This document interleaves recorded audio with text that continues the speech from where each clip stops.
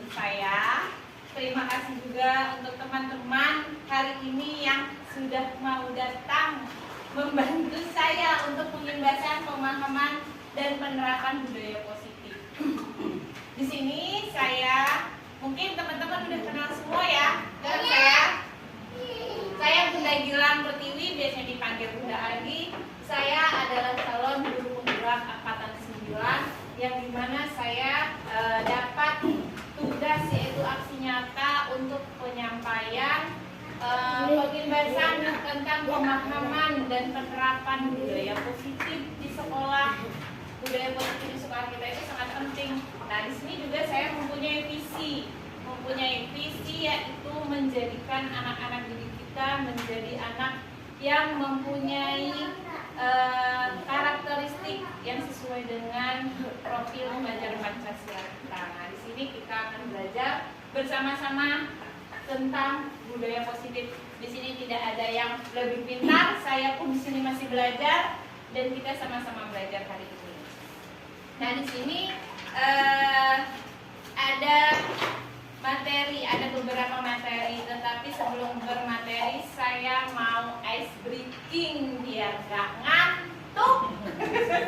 Oke, ice breaking bisa berdiri nggak teman-teman? Bisa, tapi tidur. Malu nanti. Nah, ice breakingnya itu sapi, naga, dan beruang. Cluenya ikuti kata-kata saya. Sapi, naga, beruang. Sapi, naga, beruang. Sapi 3. Ikuti kata-kata saya. Sapi 3. Sapi 3. Beruang 2. Beruang 2. Naga 1. Naga 1. Sapi 2. Sapi 2. Beruang 2. Beruang 2. Naga 3. Naga 3. Berapa 3? Berapa naganya? Naganya 2. Salah. Berapa naganya? Salah. Berapa naganya? Salah. Berapa naganya? Berapa naganya? Berapa naganya? Oke. Semuanya tadi ikuti kata-kata saya. Oke, terima kasih teman-teman. Kita lanjut ya. Ada lagi sebenarnya.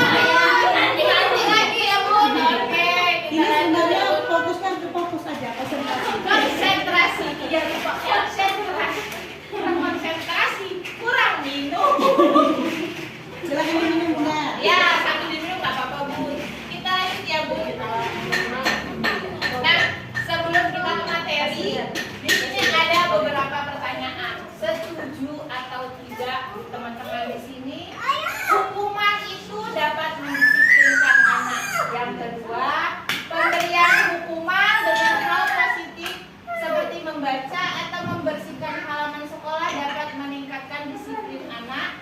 Dan ketiga, memberikan penghargaan dapat meningkatkan motivasi belajar anak. Apakah teman-teman di sini setuju dengan pernyataan di atas? Siapa yang mau mengutarakan pendapatnya? Saya persilakan. Bunda Yeti. Nomor 1, hukuman dapat mendisiplinkan anak, setuju atau tidak? Tidak. Kenapa? Biasanya kalau hukuman itu identik dengan apa ya? Sesuatu yang bikin anak-anak itu jadi kapok. Itu kalau hukuman menurut saya sih. Nah, oke. Ada yang lain? Berpendapat lain? Gak ada? Oke, kita ini dulu ya. Terus yang kedua, pemberian hukuman dengan hal positif seperti membaca atau membersihkan halaman sekolah dapat meningkatkan disiplin anak. Setuju atau tidak, teman-teman? Bunda Meli, setuju? Yang lain? Setuju tidak? Kalau setuju, kenapa? Kalau tidak setuju, kenapa? Bunda Meli setuju? Sepertinya kalau saya sih setuju ya. Kenapa? Setidaknya mereka bisa hal positif tadi yaitu membersihkan halaman sekolah dan meningkatkan disiplin anak. Mungkin bisa sih dengan kayak gitu itu hal positif dalam artian itu bukan hukuman sih. Kalau menurut saya itu bukan hukuman. Kita mendisiplinkan anak supaya dia tidak melakukan hal yang buruk gitu. Nah, supaya mereka tidak melakukan lagi hal yang buruk, maka kita mendisiplinkan anak dengan cara menyuruh mereka membersihkan halaman atau membaca atau menulis. Kalau anak SD sih kalau menulis ya, menulis ini hukuman saya tidak akan mengulangi lagi sebanyak mungkin seperti itu.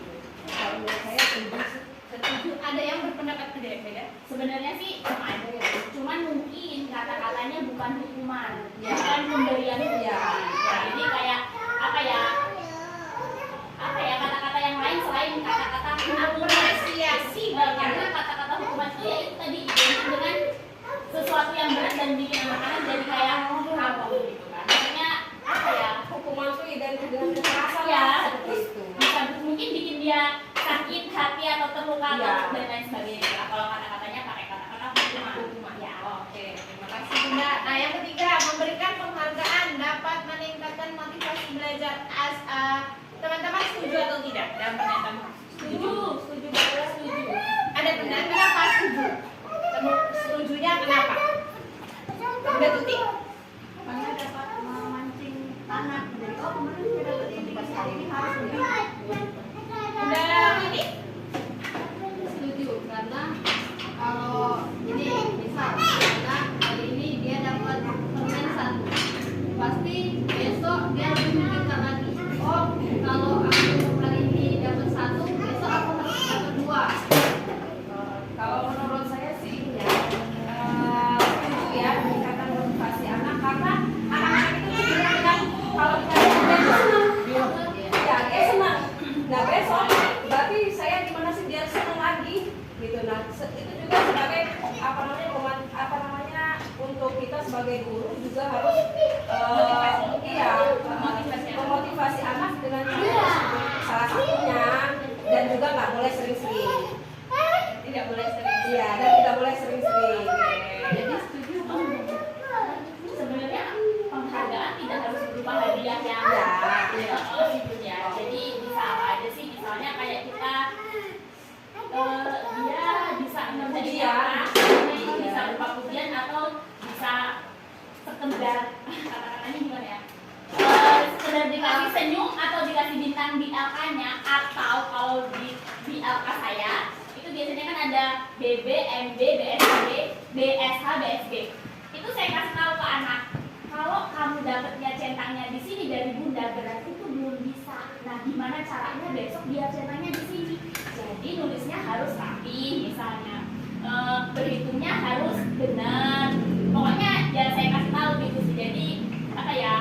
Anak-anak itu kayak lebih, aku centangnya di mana nih hari ini? Nah, kayak gitu sih sebenarnya. Ya, termasuk motivasi ya, Ya, motivasi jadi mereka ya. penghargaan sebenarnya kalau buat anak-anak ya nggak terfokus, Jangan nggak tadi terfokus ya. aja. Ya. Oke, yang lain? Bunda Siti atau Bunda?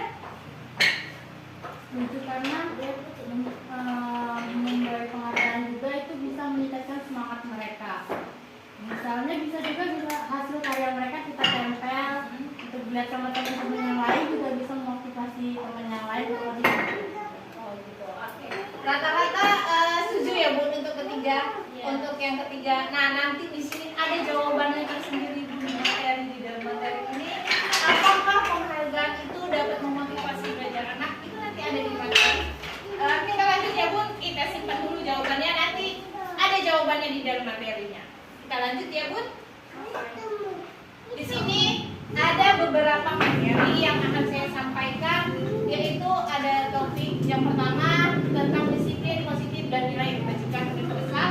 Yang kedua, teori motivasi, hukuman, penghargaan, dan restitusi. Yang keempat, keyakinan kelas. Yang kelima, kebutuhan dasar manusia dan dunia yang berkualitas. Yang kelima, posisi kontrol, dan yang keenam, restitusi. Nah, ada lagi nih di sini. Ada tentang perubahan paradigma. Ada nih kegiatan kepalan tangan. Misal, saya mengepalkan tangan dan saya meminta teman saya untuk membuka kepalan saya. bagaimanapun itu caranya, mau dia menyakiti saya, mau dia menggoda saya, mau dia merayu saya, itu kira-kira kepalan yang saya kepal ini bisa terbuka atau tidak? Kenapa? Apa yang akan terjadi? Kepalan ini akan saya buka atau tidak? Kenapa? Dan kontrolnya ada di mana? Ada yang bisa? Gantian, udah jadi lagi. Udah jadi terus. Nanti terakhir. Gantian dulu mana? Maksudnya Ya. Maksudnya itu bisa nggak buka kepala? Iya, misalnya saya nih, saya mau kepala tangan. Saya meminta nih Bunda Yeti, bagaimana cara Anda? Bagaimana Bunda Yeti ini membuka kepala saya? Baik itu dia mau kekerasan sama saya, mau dia merayu, bisa tidak kira-kira kepala ini dibuka? Bisa. Kenapa? Pasti punya triknya. Yang mempunyai kontrolnya siapa? Bunda Yeti atau saya? Bunda Anggi yang mengepalkan tangan. Tapi saya juga bisa membuka karena saya mungkin juga punya trik bagaimana caranya agar kepalan tangan itu terbuka. Oke, ada yang lain? Jadi kontrolnya ada di saya Ya. dan ada juga di Bunda Yeti. Iya, Oke. karena Ada yang lain? Iya. Kontrolnya ada di mana? dirimu Ada di Bunda Anggi. saya. Oke, kita lanjut. Nanti ada juga materinya. Ini Bun Bunda. Jawabannya ada semua nanti Bun. Langsung jawabannya aja. Dan nanti nggak bisa. Oke lah. Kepalan tangan ini benar. Kepalan ini kontrolnya ada di saya. Kenapa ada di saya? Karena saya mau gimana pun Bunda Yeti menyakiti saya. Kalau kata saya tidak mau membuka kepalan ini, saya tidak akan buka. Begitu juga kita dengan anak-anak. Sebenarnya kontrol itu bukan ada di guru, tapi ada di jiwa anak-anak itu sendiri. Dia, misalnya kita harus belajar, memang anak itu nurut, mereka bakal nulis dengan rapi atau mereka menggambar dengan rapi. Tapi ada yang ditakuti dengan anak-anak. Apa yang ditakuti? Sama dengan saya bisa membuka. Karena tadi saya takut nanti tangan saya luka dari Bunda Yeti. Kalau Bunda Yeti main kekerasan sama saya, tangan saya luka, ya lebih baik saya membuka. Begitu juga dengan anak-anak. Jadi anak-anak itu walaupun kita kontrol, tetap kontrol utamanya ada di diri mereka sebenarnya. Nah, itu kontrol itu apa namanya? Anak-anak itu takut mungkin kan? Kalau misalnya dia kita suruh tulisannya tidak selesai, apa takut dimarahin? Ya sudah, maksudnya anaknya nulis dengan rapi. Kita lanjut ya Bu. Nah di sini ada Dr. William Glaser dan kontrol teorinya yang di kemudian hari berkembang dengan dinamakan voice theory, meluruskan beberapa miskonsepsi tentang makna kontrol. Di sini ada ilusi guru mengontrol murid. Pada dasarnya kita dapat memaksa murid untuk berbuat sesuatu jika murid tersebut memilih untuk tidak melakukannya. Walaupun tampaknya guru sedang mengontrol perilaku murid. Nah, seperti yang tadi saya bilang, memang terlihat kita yang mengontrol, tapi ternyata kontrol itu ada di diri murid itu sendiri. Saat itu bentuk kontrol guru menjadi kebutuhan dasar yang dipilih murid tersebut. Teori kontrol menyatakan bahwa semua perilaku memiliki tujuan bahkan terhadap perilaku yang tidak disukai. Nah di sini ilusi bahwa semua penguatan positif efektif dan bermanfaat. Penguatan positif atau bujukan adalah bentuk-bentuk kontrol. Yang tadi kata Bunda Yeti, dia bisa membujuk saya untuk membukanya. Segala usaha untuk mempengaruhi murid agar mengulangi sesuatu perilaku tertentu. Kayak tadi kan, kita membujuk anak pinter atau gimana, pasti mereka mengulangi besoknya mengulangi lagi. Ada suatu usaha mengontrol murid tersebut. Dalam jangka waktu tertentu, kemungkinan murid tersebut akan menyadarinya dan mencoba untuk menolak bujukan kita, atau bisa jadi murid tersebut menjadi tergantung pada pendapat sang guru. Ilusi bahwa kritik dan membuat orang merasa bersalah dapat menguatkan karakter. Menggunakan kritik dan rasa bersalah untuk untuk mengontrol murid menuju pada identitas yang gagal. Mereka belajar untuk merasa buruk tentang diri mereka. Mereka mengembangkan dialog dari yang negatif. Kadangkala sulit bagi guru untuk mengidentifikasi bahwa mereka sedang melakukan perilaku ini, karena seringkali guru cukup menggunakan suara yang halus untuk menyampaikan pesan yang negatif. Terus ilusi bahwa orang dewasa memiliki hak untuk memaksa. Banyak orang dewasa yang percaya bahwa mereka memiliki tanggung jawab untuk membuat murid-murid berbuat hal tertentu. Apapun yang dilakukan dengan dapat diterima selama ada sebuah kemajuan berdasarkan sebuah pengukuran kinerja. Pada saat itu pula orang dewasa akan menyadari bahwa perilaku memaksa tidak akan efektif untuk jangka waktu yang panjang dan sebuah hubungan permusuhan akan terbentuk. Dengan pemaksaan yang kita lakukan sebenarnya pada anak-anak itu efeknya sangat buruk. Mereka akan tergantung sama kita sebenarnya. Lanjut ya Bun. Nah di sini tadi perubahan paradigma, stimulus respon dan teori kontrol. Siapa sesungguhnya yang memiliki kontrol? Nah yang tadi stimulus respon dari kontrol tadi, kita mencoba mengubah orang agar berpandangan sama dengan kita. Kita mengubah anak agar sama pandangannya bahwa yang kita lakukan atau yang kita ajarkan sama mereka itu benar. Tapi padahal dengan teori kontrolnya kita berusaha memahami pandangan orang lain tentang dunia. Jadi perilaku buruk terlihat sebagai suatu kesalahan. Dari teori kontrolnya, semua perilaku memiliki tujuan sebenarnya. Orang lain bisa mengontrol saya, tetapi teori kontrolnya hanya saya atau Anda yang bisa mengontrol diri Anda sendiri, bukan orang lain. Terus saya bisa mengontrol orang lain, padahal sebenarnya kita tidak dapat mengontrol orang lain. Yang dapat mengontrolnya adalah diri mereka sendiri. Terus memaksa ada pada saat bujukan yang gagal. Teori kontrolnya kolaborasi dan konsensus menciptakan pilihan baru. Sebagai pilihan sebenarnya kita dapat memberikan pilihan kepada anak.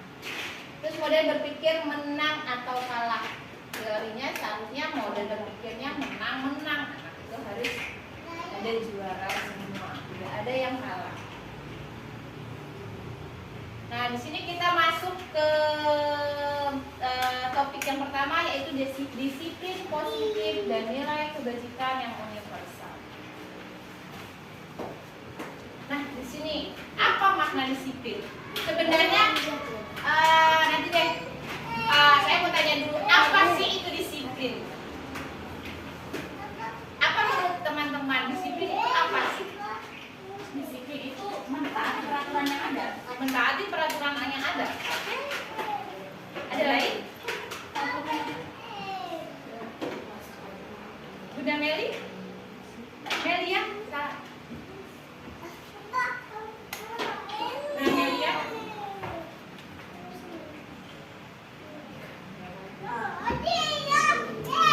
Disiplin itu adalah menaati peraturan. Oke, kita lihat.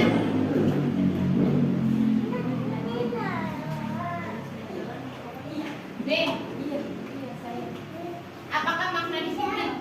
Disiplin itu berasal dari bahasa Latin, yaitu disiplina, yang artinya belajar. Makna asal dari kata ini berkonotasi dengan disiplin diri dari murid-murid Sokrates atau amat ya. Namun dalam budaya kita makna kata disiplin telah berubah menjadi seperti kata Bunda Yegi, sesuatu yang dilakukan seorang pada orang lain untuk mendapatkan kepatuhan atau kedisiplinan.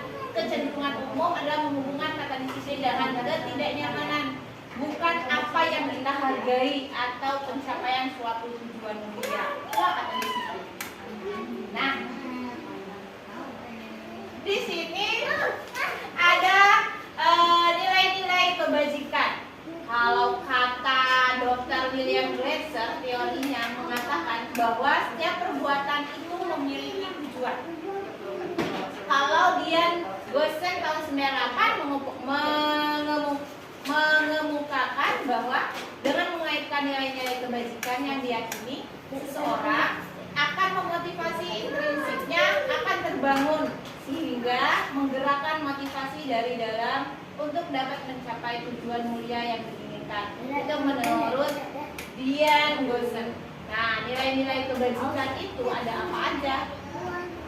Nilai kebajikan yang ingin dicapai oleh setiap anak Indonesia kita kenal dengan profil pelajar Pancasila.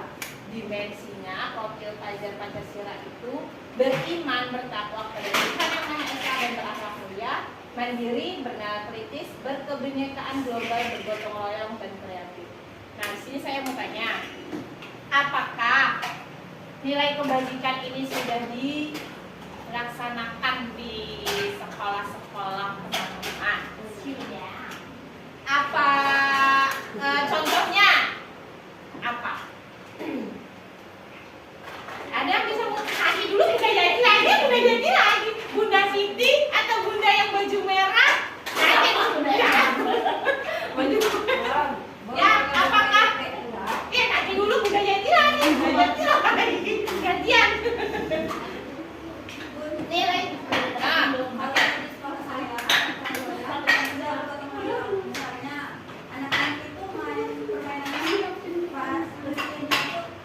Bareng-bareng. Oh gitu. Kalau yang beriman dan bertakwa udah dilaksanakan dengan setiap hari Jumat kami membaca Al-Quran. oh, apakah cuma hari Jumat? Tidak, setiap hari kita doa. Kirain cuma Jumatnya khusus untuk agama. Oke, kalau untuk kemandirian? Mandiri juga sama kayak Mandiri. Makannya makan sendiri. Oke, kalau yang bernalar kritis. Bernalar kritis ini dia tidak membedakan antara suku, bangsa, suku, ciri-ciri anak-anak. Ya, Oh, gitu. Oke. Kreatif berkebinekaan global. Berkebinekaan global. Berkebinekaan global itu misalnya ya dia cinta tanah air. Apa yang dilaksanakan? Upacara bendera. Ya, upacara bendera. Belum. Ini upacara ya? Oke. Terima kasih Bunda Siti. Bunda Yati, pertanyaannya ya. Kan nilai-nilai kebajikan yang dicapai badan-badan yang poin ke 1, 2, 3 bernalar kritis.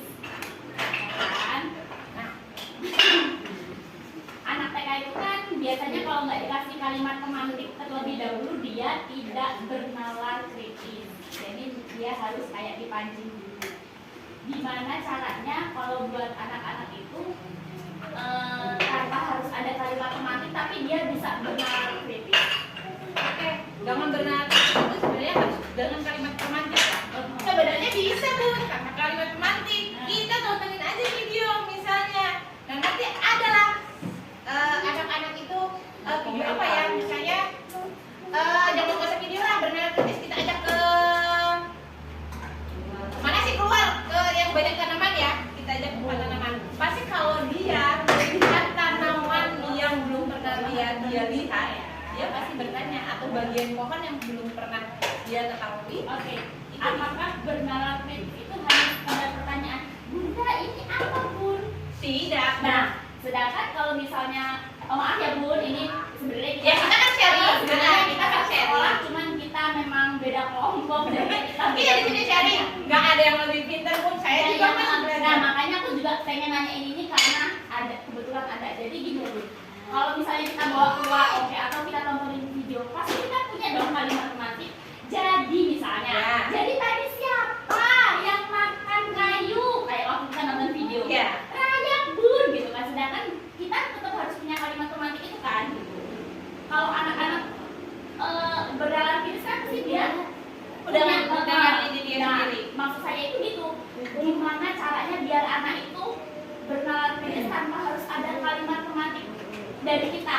Satu, yang keduanya, apakah bernalar kritis itu hanya sekedar dengan anak-anak Bertanya. Bun, jadi ini apa Bun? Jadi ya kayak Ini gitu. pertanyaan. Teman-teman, ada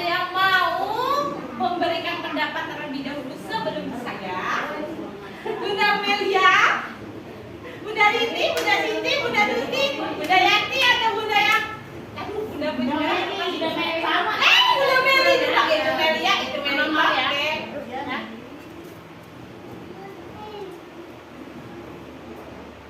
Mana? Ya, ada nggak teman-teman? Ada nggak? Ada nggak? Bunda Melia. Biasanya. Oh, Bunda ya ada anak ini. Oke deh, oke Bun. Kita sama-sama belajar. Ya, Nanti kita cari. nggak tahu. Ya, Kita beneran nggak? Oke, benar kritis itu tidak hanya anak-anak itu bertanya atau kita mengungkapkan pertanyaan pemantik tadi. Mereka bisa mengungkapkan apa yang mereka lihat. Bun, itu tuh si ini, itu tadi rakyat makan ini ya Bun. Itu mereka juga udah mulai loh Bun benar ini. Mulai nyambung lah ya kalau dibilangnya mulai mengerti. Bun, ya itu tadi rakyat makannya, itu yang makan itu rakyat Bun. Dan tapi datanya kadang ada si anak yang menceplos, kadang ada anak yang apa sih mengungkapkan perasaan itu Bun. Kalau menurutku, tapi kalau kurang ini nanti kita cari sama-sama, kita belajar sama-sama. Sebenarnya masih hanya di Ah, Ya, aku mau Oh, itu tadi jawaban Bunda Anggi. Nah, kayaknya udah beda pertanyaan ya. Tapi masih nyangkut. Masih nyambung gitu ya, Nah, oke. Nih, kalau seandainya kita lagi mewarnai nih, mewarnai belimbing atau apa kan. Nah, kan biasanya anak itu suka kalau dibebasin gitu kan, dia belajar sendiri, apa mewarnai sendiri gitu. Apa belimbingnya warna coklat, kenapa? Apa kita nggak itu nanya, biasanya anak itu ada yang itu bilang sama bunda ngeliat punya temannya, kok punya ini itu apa, kok belimbingnya warna hitam, kalau nggak warna coklat bunda, apa itu termasuk Benar. kritis enggak? Dan itu sebenarnya termasuk Bun. Dengan itu kita bisa itu kan memancing anak. Coba Nah. tanya sama si A yang Nah, itu membuat kan gini Bun, jadi itu kan tanpa pancingan, maksudnya Tanpa. tanpa kita memancing kata Bunda Yati Iya. kan. Nah, itu berarti udah termasuk bernalar kritis kan, tanpa kita memancing. Jadi dia melihat dengan cara dia melihat punya temennya, loh belimbingku warna kuning loh, udah masak gitu. Kok punya kamu warna ini? Iya, apa belimbingnya udah busuk katanya kayak gitu. itu udah Tapi Bunda dari awal apa sudah menjelaskan bahwa belimbing itu harus warna kuning? Biasanya kalau ini ditanya dulu. Nah, anak-anak kita hari ini mewarnai belimbing ya. Nah, belimbing itu warna apa sih biasanya? Pasti mereka jawab ya. Jawab kayak, oh ada warna hijau bunda, ada yang warna kuning bunda. Oke, ini kayaknya aku senjata makan tuh. Jadi gini ya Bun. Iya. Jadi setelah dia dijelaskan, anak itu kan baru ngekam kalau taruhnya nanti kan sih pada semua anak kamu tahu. Baru nggak kalau belimbing itu ternyata warna kuning atau hijau dan lain-lain ya. Terus tadi kan ada yang warna hitam nih. Iya. Berarti kan dia tetap dapat pemantik dari kita gitu kan? dia bisa sendiri. Iya, benar. Tapi kan tadi kan sebelumnya kan sudah dijelasin kalimat pemantiknya adalah belimbing itu warnanya kuning dan hijau. Nah, akhirnya kan si anak tadi bisa mikir karena dia punya temennya hitam. Berarti sebenarnya dia udah dapat kalimat pemantik dari kita bahwa belimbing itu warnanya kuning dan hijau. Kok yang ini hitam? Nah, makanya dia kayak gitu kan. Makanya dia bernalar kritis. Padahal katanya kan kalau seandainya nggak kita jelasin bahwa belimbing itu kuning atau hitam, kalau dia mau mewarnai apa sih temennya nggak komen dong, gitu nggak sih? Ya sebenarnya bisa juga komen Bun, bisa komen karena mungkin ada anak yang pernah melihat belimbing itu kan, pernah makan atau adalah batang. Ganti topik jangan bimbing orang dan jauh. Kita gambar orang ada kan mukanya diwarnai hitam. Warna merah.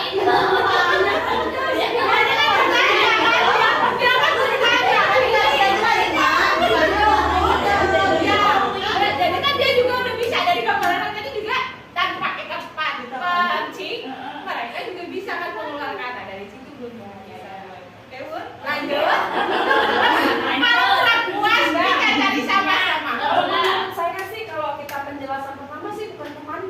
namanya? Pemantik Bu. Kalau yang kita penjelasan pertama-tama gitu, apa namanya, kayak iya perkenalan gitu, itu bisa dibilang pemantik juga ya? Pemantik. Iya, Pemancing. Ya, Itu kita karena pemancing. ya karena kan nggak tahu kalau misalnya kalau kayak anak SD takut aja Ya. baca buku dia Baca bisa. buku, buka halaman sekian. Terus Bunda, bisa nggak bernalar kritis itu dengan tindakan? Hah? Gimana? Dengan syarat tindakan. Kita tahu anak itu bernalar kritis, tapi dengan dia bertindak aja gitu. Misalnya, ada sampah nih tanpa kita suruh. oh dia dari bersihkan. mungkin itu juga Iya. bisa Bu. Tanpa dengan tindakan itu kan dia Iya. udah mulai, oh sampah kok ada di sini Iya. gitu kan. Bisa dia bersihkan atau mainan yang berserakan dia dengan tanpa kita suruh atau dengan tanpa teman-teman yang suruh dia membereskan sendiri gitu. Nah, itu bisa jadi. Tapi kalau kurang puas, nanti kita sama-sama Iya. belajar, kita sama-sama cari kembali. Kita lanjut ya Bun. Kita lanjut ke topik yang kedua. Nah di sini nih. Gampangnya orang. Buat kalau numpang oleh, oh, lanjut kan kurang nyaman dong. Bun, lanjut ke topik kedua. Nah di sini nih ada nih tentang motivasi dan hukuman yang tadi. Yang pertama, teori motivasi, hukuman dan penghargaan restitusi. Nah di sini nanti ada Bun jawabannya. Bunda, nanti di sesi terakhir ada pertanyaan-pertanyaan lagi. Oh ada, nanti saya mau suruh membuat kelompok persentase sendiri-sendiri. Ulang Bu. Nanti dong. Nah di sini ada teori motivasi, hukuman dan penghargaan restitusi. Nih Bun, sebenarnya di sini ada 3 motivasi perilaku manusia, yaitu untuk menghindari ketidaknyamanan atau hukuman. Motivasi dia itu untuk motivasi diri dia untuk menghindari ketidaknyamanan atau hukuman, motivasi untuk mendapatkan imbalan atau penghargaan yang tadi dia berharap dapat imbalan atau dapat penghargaan, dan yang terakhir untuk menjadi orang yang mereka inginkan dan menghargai diri sendiri dengan nilai-nilai yang mereka percaya. Ini 3 motivasi yang ini mungkin ada di dalam diri ya Bun, ada dalam diri intrinsik ya, intrinsik dalam diri ya, dalam dirinya anak-anak tadi yang motivasi mereka ingin mendapat ini, seperti kata Bun dari ini tadi kan, Biar enggak biar lebih ini saya dapat hadiah harus belajar lebih giat lagi gitu kan. Nah di sini ada pertanyaan lagi nih Bun, bisa dibaca? Iva kurang menguasai pelajaran matematika, sehingga pada saat pelajaran tersebut berlangsung dia lebih banyak berdiam diri atau menggambar di buku pelajarannya. Pada saat guru matematikanya Pak Seno menanyakan pertanyaan, Iva menjadi gugup dan tak sengaja menjatuhkan tasnya dari kursi, serta tiba-tiba menjadi gagap bicara, tergagap dan terkejut tersebut. Pak Seno pada saat itu membiarkan teman-teman IPA menertawakan IPA yang tergagap dan malu luar biasa, dan malah minta IPA untuk maju ke depan dan berdiri di depan kelas sambil menunjuk hidungnya karena tidak bisa menjawab pertanyaan Pak Seno. Kelas makin gaduh dan anak-anak pun tertawa melihat IPA di dalam kelas memegang ujung hidungnya. Ada pun pertanyaan nih, apakah Anda setuju dengan tindakan Pak Seno tersebut dengan IPA? Mengapa? Terus menurut Anda tindakan Pak Seno terhadap IPA adalah sebuah hukuman atau konsekuensi? Mengapa? Tidak setuju. Yang pertama tidak setuju, kenapa Bu? Karena Bunda Yeti lagi, Bunda Meli dulu deh yang merah, nanti dulu Bunda Yeti. Ya boleh. Tidak setuju kenapa?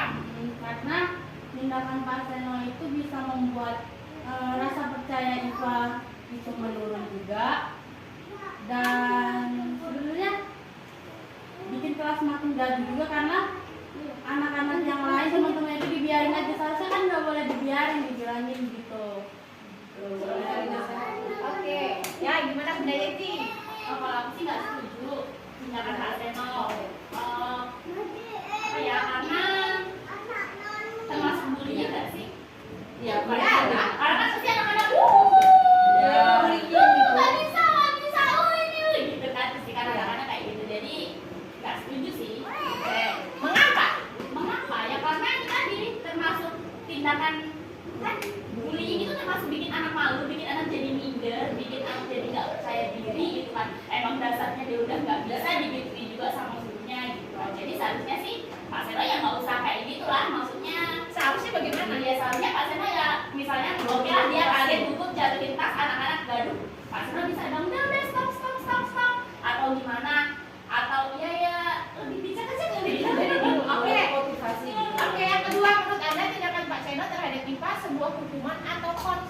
sanksi. Mengapa? Bukan hukuman dan bukan sanksi. Apa? Bully. Iya. Oke. Tidak bedanya hukuman atau konsekuensi? Tidak termasuk semua. Oke. Termasuk Konsekuensi. konsekuensi enggak sih menurutku, soalnya ya itu dari awal tadi. Nah, tapi termasuk bullying juga. Termasuk bullying juga. Iya. Oke. Enggak, dua-duanya termasuk karena gini, itu kan memang kesalahan IPA sendiri yang awalnya tadi kesalahan dia sendiri.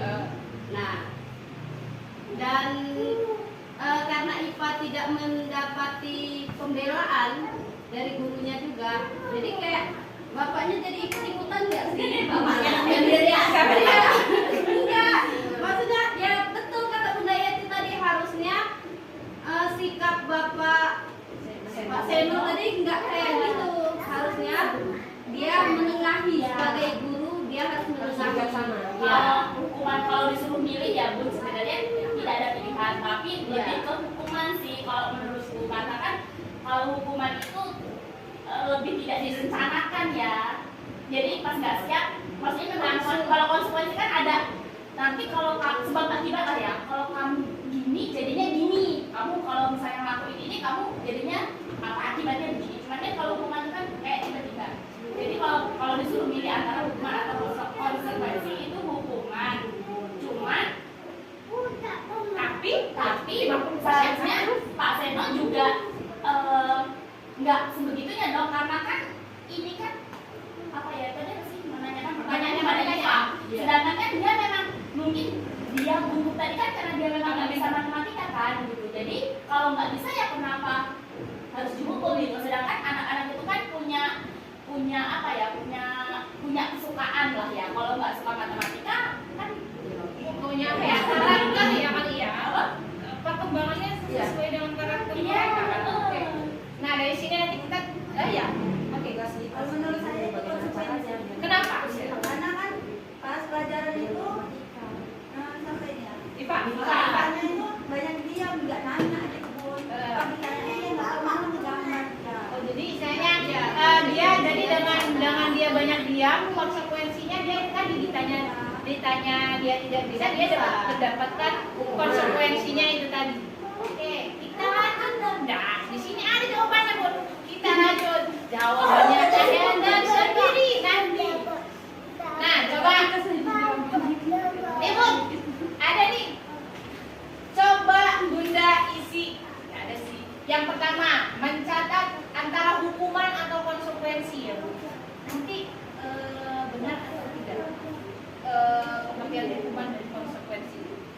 Mencatat 10 kali di dalam buku kalimat saya tidak akan terlambat lagi karena terlambat ke sekolah itu hukuman atau konsekuensi.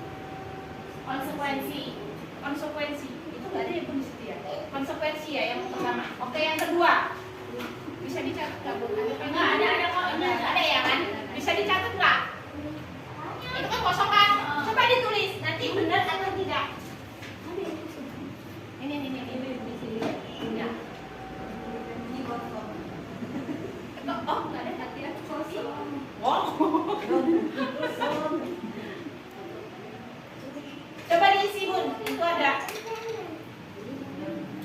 Nggak apa-apa ya Bun, saya sambil minum. Udah saya haus.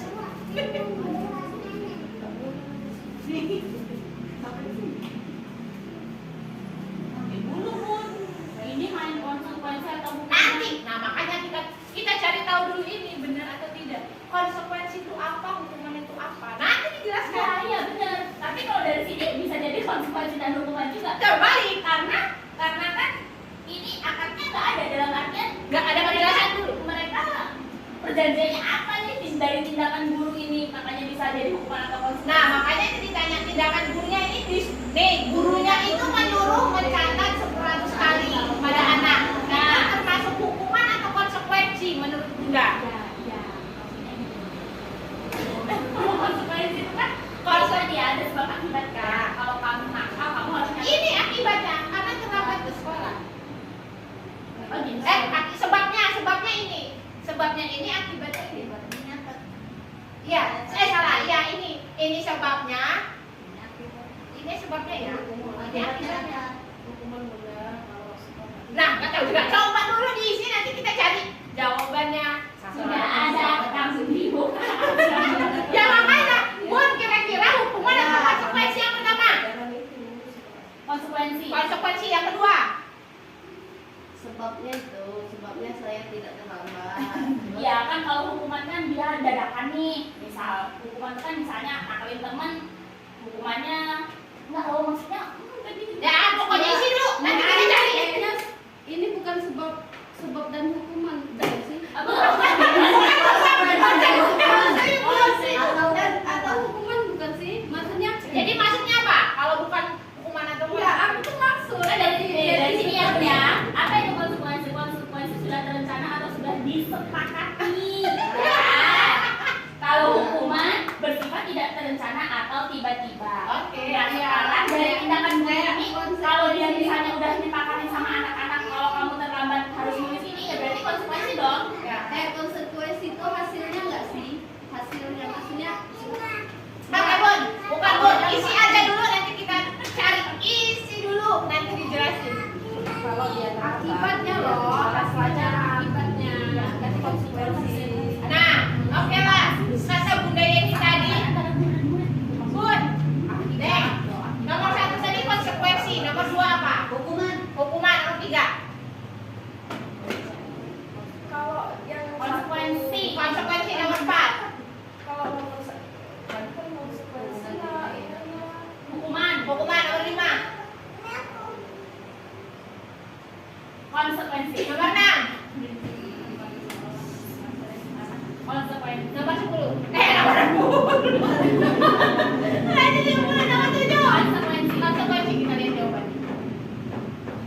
Tuh, itu jawabannya. Hukuman, konsekuensi. Nah, berarti yang pertama bener dong, kayak yang aku maksud Bun. Jadi kayak gini loh Bun, kayak dia tuh nggak ada perjanjian awal sama gurunya. Pinter, Nah, pinter udah kayak anak TK. nah itu tadi yang Ya, aku maksud. Kenapa bener. aku bisa bilang kayak gitu? Karena aku juga nggak tahu mereka akadnya apa di sekolah. Hebat, tepuk tangan buat Bunda Yesi. Pintar, benar hukuman. Kenapa dikatakan hukuman ya? Itu tadi benar kata Bunda Yesi. Tidak ada kesepakatan, tidak ada perjanjian. Kalau konsekuensi kan sebelum itu kan kita perjanjian. Kalau ada peraturan lah, peraturan sekolah. Peraturan sekolah. Nih kayak gini, menggantikan kertas tugas teman yang telah dicoret-coret. Dia konsekuensinya kenapa? Ya karena dia mencoret-coretnya, dia harus menggantikan kertas temannya. Benar? Hebat. Nah, maksudnya gitu Bun. Maksudnya kan ya karena ini kan cuma sekedar tulisan ya, jadi kan nggak ngerti kesepakatan antara. Nah, nanti ada Bun kesepakatannya kelasnya nanti ada. Di sini Bun. Jadi mencatat 100 kali itu adalah termasuk hukuman. Kenapa termasuk hukuman? Itu tadi kata Bun Yeti. Sebelumnya tidak ada kesepakatan antara guru dan murid. Guru langsung aja nih tiba-tiba, kamu harus mencatat ini. Dia tidak ada. Terus lari mengelilingi lapangan basket 2 kali karena terlambat hadir di sekolah. Dia mendapatkan hukuman, bukan konsekuensinya. Masa cuma gara-gara terlambat harus lari kan di lapangan menggantikan kertas? Ya karena dia konsekuensi ya karena dia yang telah merusaknya. Bisa dimulai ya? Nah, di sini nih tadi nih, apa itu hukuman?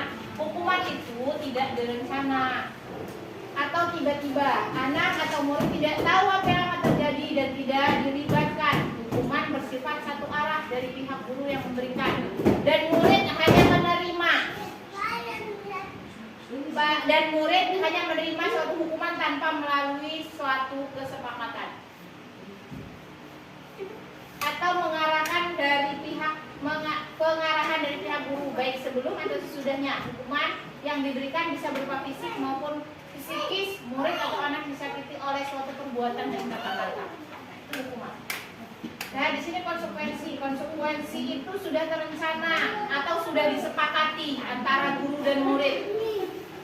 Sudah disetujui antara guru dan murid.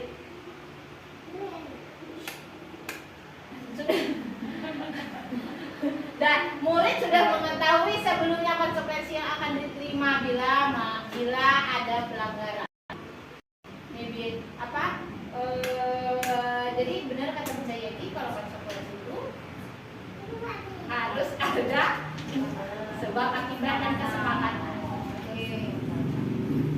Nah, ini tadi perbedaannya, Bun. Perbedaan hukuman dan konsekuensi. Kalau hukuman itu suatu yang menyakitkan harus terjadi. Kalau konsekuensi itu sesuatu harus terjadi. Ini perbedaannya. Membuat anak sakit fisik maupun hati dalam jangka waktu lama. Dia akan sakit hati. Ini perbedaannya, konsep diri yang buruk, konsep diri yang baik. Nih, hukuman konsekuensi restitusi. Ini Bun, restitusi. Restitusi adalah proses menciptakan kondisi baik bagi murid untuk memperbaiki kesalahan mereka sehingga mereka bisa kembali pada kelompok mereka dengan karakter yang lebih kuat menurut dosen. Restitusi juga merupakan proses kolaborasi yang mengajarkan murid untuk mencari solusi untuk masalah mereka dan membantu murid berpikir tentang orang seperti apa yang mereka inginkan dan bagaimana harus memperlakukan orang lain. Nah, kalau hukuman tadi memberikan anak sakit hati, konsekuensi juga dalam kesepakatan. Kalau restitusi ini kita menengahi. Jadi dari dia yang melakukan kesalahan, kita bisa memperbaiki kesalahan itu. Nih 9 ciri-ciri restitusi. Bukan untuk menebus kesalahan, namun untuk belajar dari kesalahan. Anak-anak itu bukan untuk menebus kesalahan, tapi mereka harus belajar dari kesalahan mereka itu, sehingga mereka tidak akan mengulangi kesalahan tersebut. Memperbaiki hubungan nomor 2 ya. Restitusi menuntun untuk melihat ke dalam diri. Jadi restitusi itu membuat anak sadar atas kesalahan yang mereka lakukan. Restitusi mencari kebutuhan dasar yang mendasari tindakan. Jadi dengan restitusi kita dapat mencari kebutuhan sebenarnya anak ini bagaimana. Terus restitusi diri cara restitusi fokus pada karakter dan tindakan.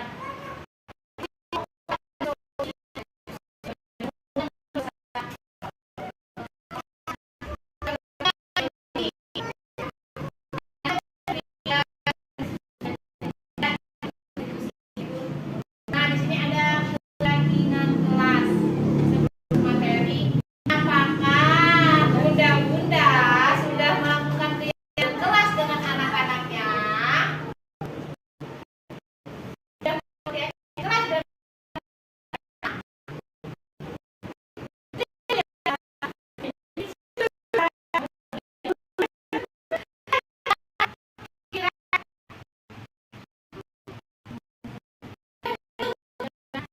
melakukan.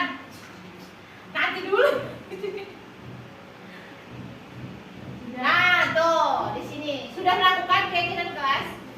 Mengapa keyakinan kelas? Mengapa tidak peraturan kelas? Mengapa Bunda? Apa bedanya?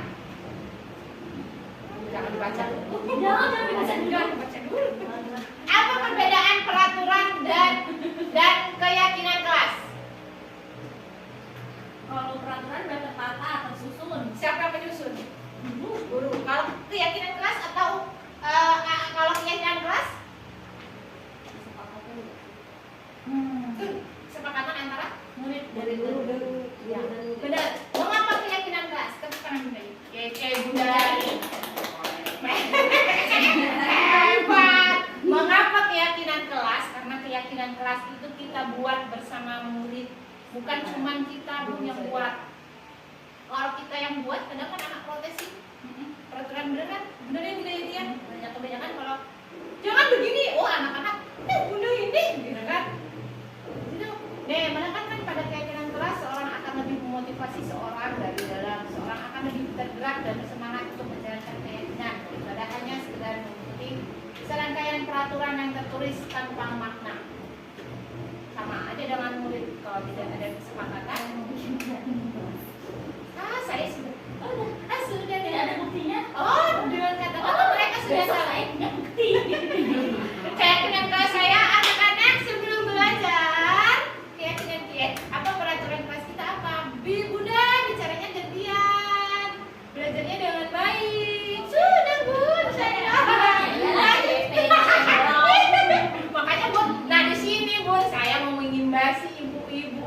Bunda semoga bisa memperbaiki ya, dan semoga bisa lanjut gabung ikut CKP. Ayo Bunda Yeti. Ayo Bunda Rini. Bener ini. Ayo Bunda Rini. Ayo Bunda Siti, semuanya ikut bergerak biar kita bergerak, tergerak dan menggerakkan dan bergerak. Apa ini kayak donat kamera ngembang. Bun, di sini yang mana yang merupakan keyakinan kelas? Di sini kan ada kesepakatan kelas semua nih. Kira-kira yang mana Bun keyakinan kelas? Mengapa?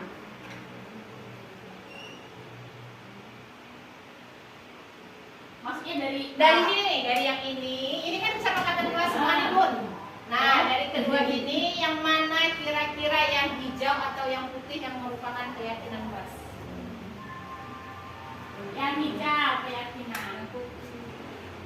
Yang putih. Hmm? Yang hijau. Yang hijau Yang hijau. keyakinan. Yang Yang hijau, hijau keyakinan. ya hijau keyakinan. Heeh. Yang hijau kesepakatan nggak? Ini udah kenapa Yang tahu? putih. Yang putih. Yang putih. Yang putih keyakinan. Ya, Mengapa yang Bunda hijau Yeti? kesepakatan. Mengapa yang hijau kesepakatan? Karena Bunda ini. Bunda Yeti. Bunda salah. Salah. Bunda ini. Mengapa yang hijau kesepakatan? Keyakinan. Mengapa keyakinan? Karena itu dibuat Ayo, yang mana? Ayo. enggak itu keyakinan. Ini keyakinan. Ini kesepakatan. Ini kesepakatan. Mengapa ini keyakinan? Yang hijau keyakinan. Yang itu kesepakatan. Kenapa yang hijau keyakinan? Karena isi yang di dalam hijau itu ya di dalam kolom hijau itu Keyakinan kelas tadi. ya Kesepakatan antara guru dan ajar. Karena dikerjakan guru dan murid. Kalau sedangkan yang putih itu dibuat sendiri. Dibuat sendiri Ya, oleh yakin. ada yang guru ada yang murid. Oke, yakin. kalau aku yang hijau keyakinan. Yang putih kesepakatan. Kenapa? Karena kalau yang hijau keyakinan, kalau di ini bisa nggak sih? Maksudnya katanya tuh perasaanku. Ayo, keyakinan.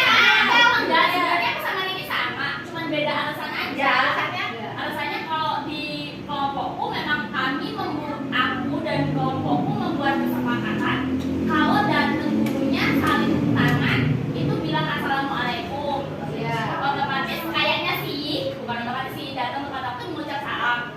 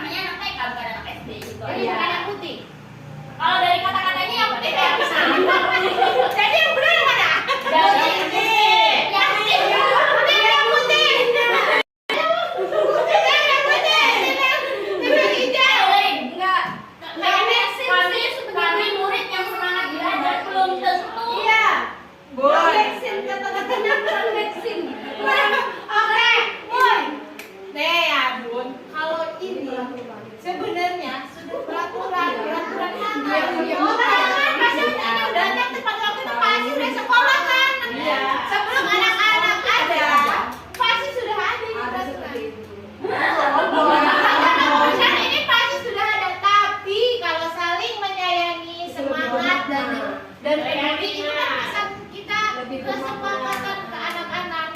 Kita anak-anak sama-sama saling menyayangi. Iya, kami murid yang semangat belajar. Baca lagi keyakinan. Nah, baca lagi, kita kembalikan lagi. Nah, keyakinan keras itu apa? Menekankan pada keyakinan seorang akan lebih memotivasi seorang diri dari dalam diri. Punya makna gitu. Punya makna. Gimana? Belum bisa diterima. Oke, seorang akan lebih tergerak dan bersemangat untuk menjalankan keyakinan daripada hanya sekedar mengikuti serangkaian peraturan tertulis dan tanpa makna. Murid-murid pun demikian, mereka belum mendengarkan dan memahami arti sesungguhnya tentang peraturan demikian. Apa nilai-nilai itu bajikan di balik peraturan tersebut? Apa tujuan utamanya menjadi tidak tertarik atau takut sehingga sekedar mengikuti rangkaian peraturan yang mengatur mereka tanpa memahami tujuan yang mulia tersebut? Gimana? Iya, sebenarnya ya. Iya. Tapi nggak tahu ya. Ya, di sini kan kita memotivasi diri anak-anak dari dalam anak itu. Jadi bahwa mereka itu saling menyayangi antar dan murid itu semangat. Kan lagi ribut nih. Anak-anak kan saling menyayangi.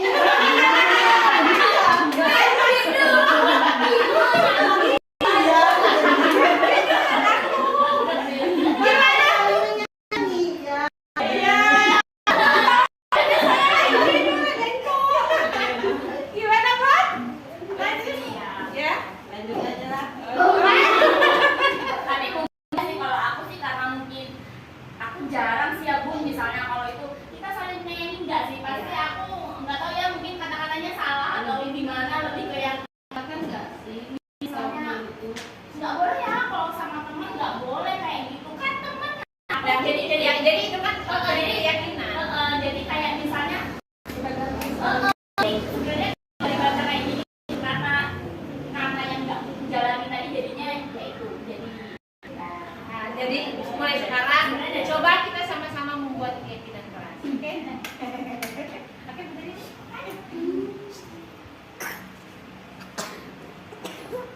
Lanjut ya, Bu. Kita lanjut ke topik yang keempat, kebutuhan dasar manusia. Nah, ini kayaknya ibu-ibu banyak nih kebutuhan dasarnya yang kurang terpenuhi. Kita lihat. Oke nih, 5 dasar kebutuhan manusia. Kebutuhan untuk bertahan hidup. Kebutuhan untuk bertahan hidup itu makanan, minuman, terus kasih sayang dan rasa diterima, love and belonging, kesenangan, kebebasan dan penguasaan, power. Anak-anak itu harus senang. Kebutuhan dasar manusia. Jadi anak-anak itu membutuhkan hidup mereka bisa dengan makan, kebutuhan mereka. Terus kalau dengan kasih sayang sudah makan pun mereka merasa kasih sayang baik dari orang tua, dari teman, dari keluarga. Nah, kalau kesenangan ini mereka memilih misalnya belajar, mereka belajar tadi ada yang belajar suka belajar matematika, suka belajar bahasa Indonesia atau menggambar. Kebebasan, mereka bebas memilih. Penguasaan bahwa mereka bisa.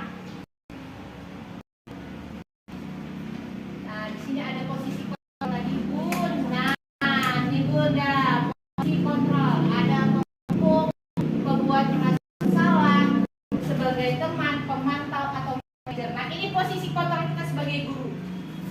Ada penghukum, pembuat merasa bersalah, teman atau dan manajer. Kira-kira yang mana yang baik untuk kita? Atau teman?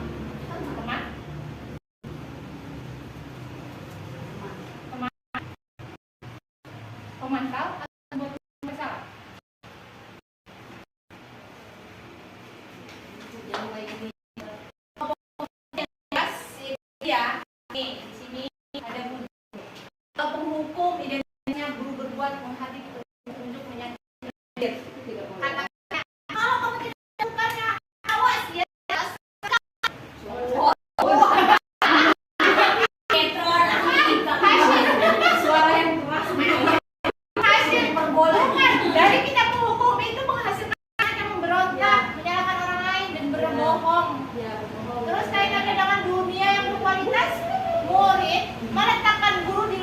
dia di mereka. Jadi guru itu sila dan membenci. Murid berkata, tuh kan biar mas aja, nanti juga marah-marah lagi. Biarin aja mama tuh, nanti juga marah-marah lagi. Itu tidak boleh berarti kita jadi pemukul. Dampaknya mengulangi kesalahan. Benar tidak? Pasti diulangi lagi. Ya. Terus orang merasa bersalah. Nah, apa sih guru membuat biasanya kayak gini. Kamu seharusnya kamu sudah tahu ibu lelah sekali atau kamu udah tahu sih mama kalau begini capek bener. Kalau di rumah, kalau di sekolah jangan begitu gitu kan. Ibu kan capek. Gimana gitu kan. Terus menyembunyikan hasilnya anak itu akan membuktikan. Jadi misalnya anak itu berantem. Kok kamu begitu lagi? Bagaimana nanti kalau mama kamu tahu? Ujungnya kan nanti hasilnya akan menyangkal. Dia nggak akan jujur. Terus kayak dengan dunia berkualitas, murid meletakkan guru di dalam dunia meletakkan guru dalam dunia berkualitas. Murid berkata, pasti muridnya berkata, maafkan saya, atau anak kita pasti berkata, maaf ya ma, maaf ya bu, pasti begitu. Terus merasa rendah diri anak itu.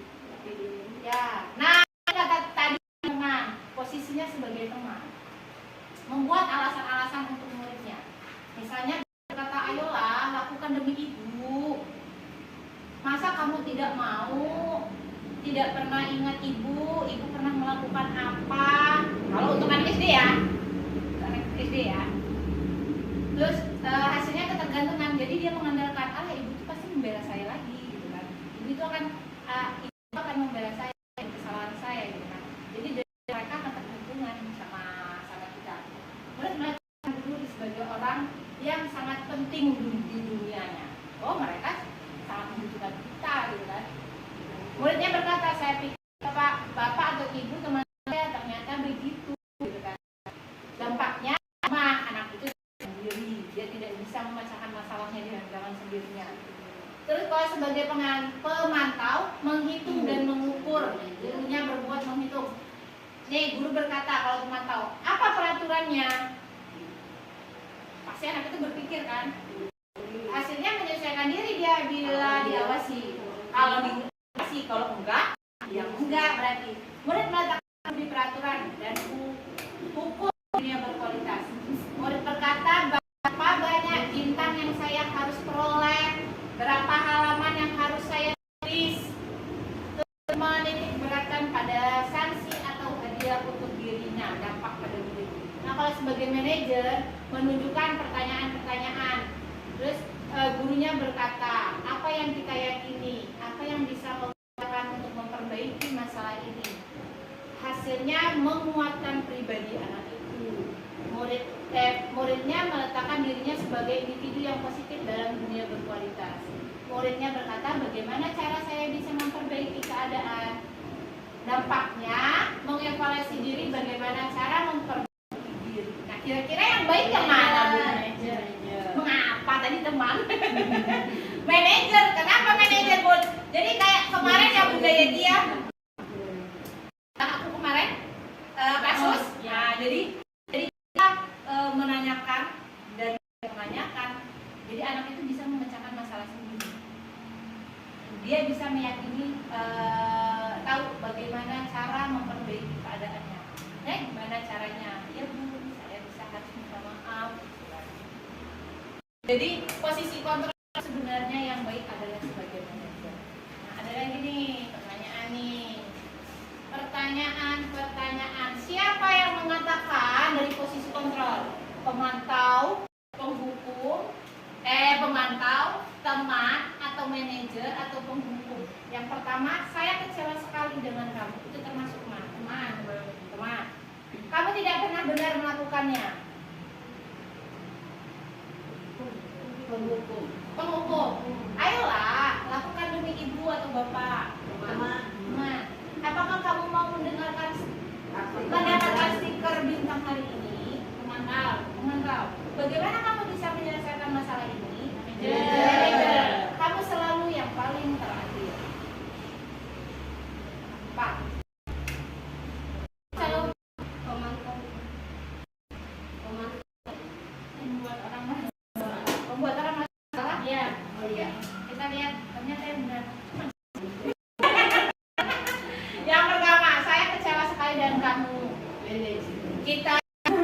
kita tuh membuat anak misalnya saya sekali, dua ya, itu mana? Oh iya teman, membuat orang merasa bersalah jadi anak itu merasa bersalah. Oh satu, salah ya tiga.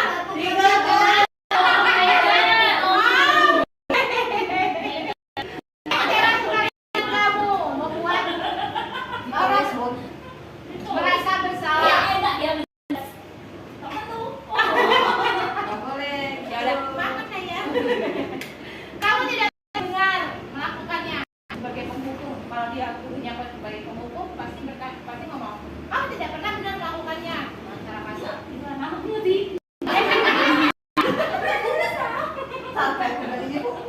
Ayolah lakukan demi ibu dan bapak. Aku sih sering. Ayolah, Oke.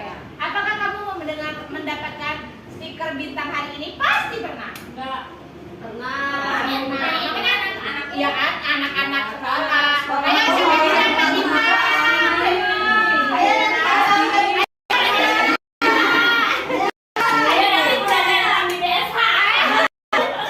Oh, itu sebagai pemantau tidak baik. Sebenarnya memotivasi anak. Jadi bagaimana kamu bisa menyelesaikan ini bagaimana diganti ya? Kamu selalu yang paling terakhir. Untuk menjudge hukum. Kita lanjut. Ambil satu judge. Yang terakhir, nah ini tadi Bunda Tuti tanya, apa itu restitusi? Segitiga restitusi adalah suatu proses dialog yang dijalankan oleh guru atau orang tua agar dapat menghasilkan murid yang mandiri dan bertanggung jawab. Nah, ini segitiga restitusi itu Bun, pertamanya yang dilakukan adalah menstabilkan identitas. Apa itu menstabilkan identitas? Kita mencari mengapa anak itu.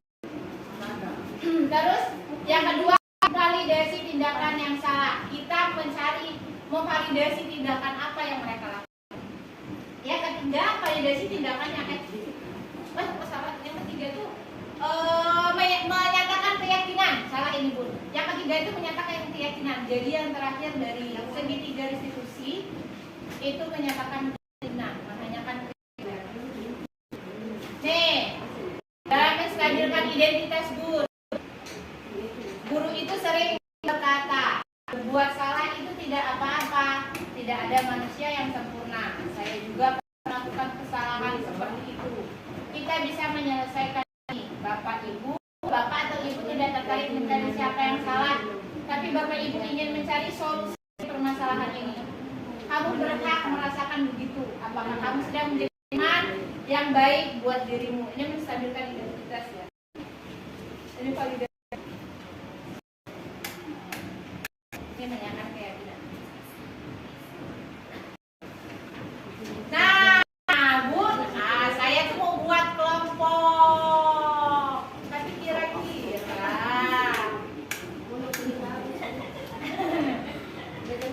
bisa tidak? Tadi kan mau tanya. Oke lah. Ya, kita lanjutnya. Ini ice breaking dulu. Oke, ice breaking. Berdiri, ice breaking. Pasang-pasangan. Pasang-pasangan. 1, 2, pas. Sini nih.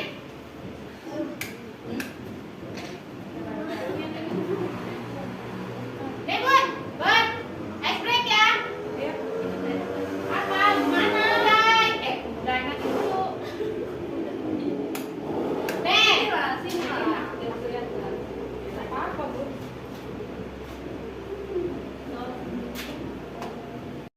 Kan jadinya Nih, Bun, ice breaknya. Sini nih. Satu. Nah, Bun, lihat. Kelihatan. Oh.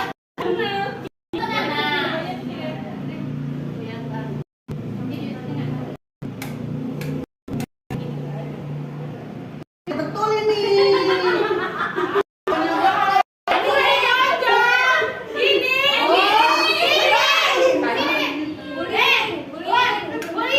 Buka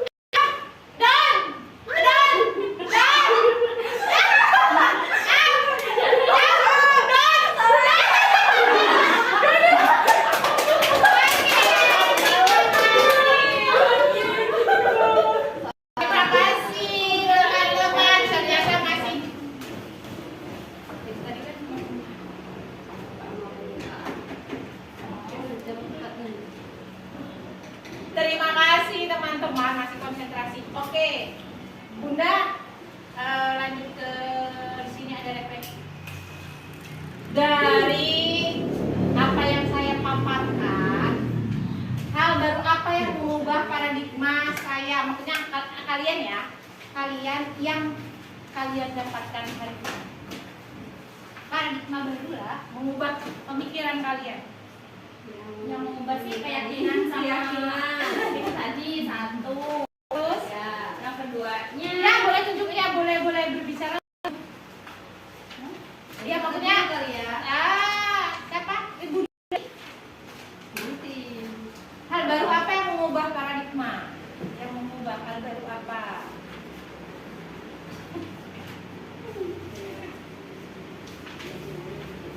Hal baru apa yang mengubah paradigma saya? Saya sebenarnya Bun minta saya minta tulis sih Bun. Posisi kontrol yang itu paling baru. Manajer. Iya. Manajer itu. Iya, kita baru tahu manajer tuh. Manajer itu sebenarnya begini Bun. Tahunya kita manajer tukang ngatur duit. itu manajer yang Aku namanya minta ya refleksinya. Manajer tukang ngatur duit. Ternyata manajer di dalam satu harus ada manajer.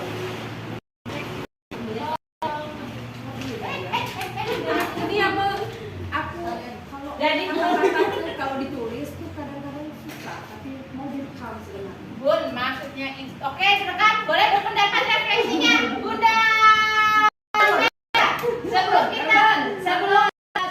Sebelum saya jelaskan tadi, hal baru apa yang mengubah paradigma Bunda Melia setelah saya memberi pemahaman tentang pagi hari ini. Kalau saya sih dalam ini ya Berdiri bisa berdiri.